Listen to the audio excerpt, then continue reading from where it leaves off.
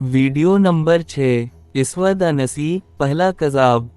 اس کذاب کا تعلق یمن سے تھا۔ یہ خاتم الانبیاء سید المرسلین حضرت محمد صلی اللہ علیہ وسلم کی حیات مبارکہ میں دعویٰ نبوت کرنے والا پہلا شخص تھا۔ اسود انسی شعبدہ بازی اور کہانت میں اپنا ثانی نہیں رکھتا تھا، چونکہ اس زمانے میں یہ دو چیزیں کسی کے باکمال ہونے کی دلیل سمجھی جاتی تھی، لہٰذا یہی وجہ ہے کہ لوگوں کی بڑی تعداد اس کی معتقد بن گئی۔ اسود انسی کو ذوالحمار کے لقب سے بھی جانا جاتا تھا۔ تاریخ نویس لکھتے ہیں کہ اس کے پاس ایک سدھایا ہوا گدھا تھا۔ یہ جب اس کو کہتا خدا کو سجدہ کرو تو وہ فوراً سربسجود ہو جاتا۔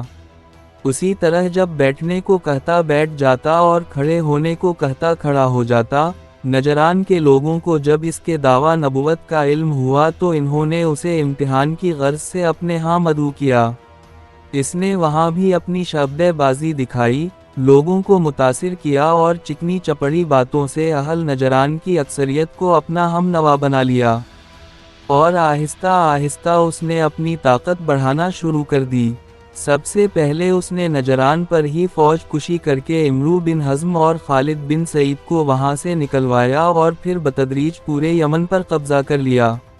عمرو بن حزم اور خالد بن سعید نے مدینہ منورہ پہنچ کر سارا قصہ حضور نبی کریم صلی اللہ علیہ وسلم کے گوش گزار کیا، جس پر آپ صلی اللہ علیہ وسلم نے یمن کے بعض سرداروں اور اہل نجران کو اسود کے خلاف جہاد کا حکم نامہ تحریر فرمایا، اور یوں یہ لوگ باہم ربط اسود کے خلاف متحد ہو گئے۔ اسود انسی کا قتل۔ اسود انسی نے سنا پر قبضے کے بعد اس شہر کے مسلمان حاکم شیر بن بازان کی بیوی آزاد کو اپنے گھر میں قید کر لیا، لیکن وہ اس سے سخت نفرت کرتی تھیں۔ ادھر آزاد کے چچا زاد بھائی حضرت فیروز دیلمی کو اس کا سخت رنج ہوا اور وہ آزاد کو اسود سے نجات دلانے اور انتقام لینے کے لیے مواقع ڈھونڈنے لگا۔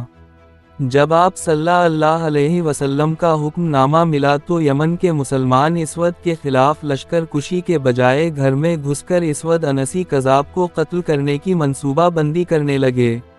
اسی دوران حضرت فیروز دیلمی اپنی تایا زاد بہن آزاد سے ملا اور اس کو اسود انسی کے قتل کرنے میں مدد کے لیے آمادہ کر لیا۔ آزاد کی مدد سے فیروز اپنے ساتھیوں کے ہمراہ محل میں داخل ہوا اور کذاب اسود کے کمرے میں گھس کر اس کی گردن توڑ کر مار ڈالا۔ اسود انسی کے گلے سے خرخر کی آواز سن کر پہرے دار آگے بڑھے، مگر آزاد نے یہ کہہ کر انہیں روک دیا کہ خبردار آگے مت جانا، تمہارے نبی پر وحی کا نزول ہو رہا ہے۔ حضرت فیروز دیلمی نے محل سے باہر نکل کر اس کذاب کی موت کی خبر سنائی تو سب پر سکتہ طاری ہو گیا۔ اسود کے قتل کے بعد جب مسلمانوں کا غلبہ ہو گیا تو اسود کے پیروکار سنا اور نجران کے درمیان صحرا نوردی کی نظر ہو گئے، اور یوں یمن و نجران ارتداد کے وجود سے پاک ہو گیا، اور آپ صلی اللہ علیہ وسلم کے احکامات دوبارہ بحال کر دیے گئے۔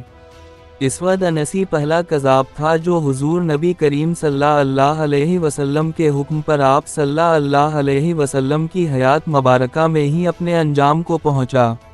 ادھر حضور صلی اللہ علیہ وسلم نے اپنی وصال ظاہری سے پہلے ہی خبر دے دی تھی کہ آج رات اسود انسی مارا گیا ہے، اور ایک مرد مبارک نے جو کہ اس کے اہل بیت سے ہے اس نے اسے قتل کیا ہے، اس کا نام فیروز ہے، اور فرمایا فاز فیروز، یعنی فیروز کامیاب ہوا۔ غلطی کوتاہی اللہ پاک معاف فرمائے۔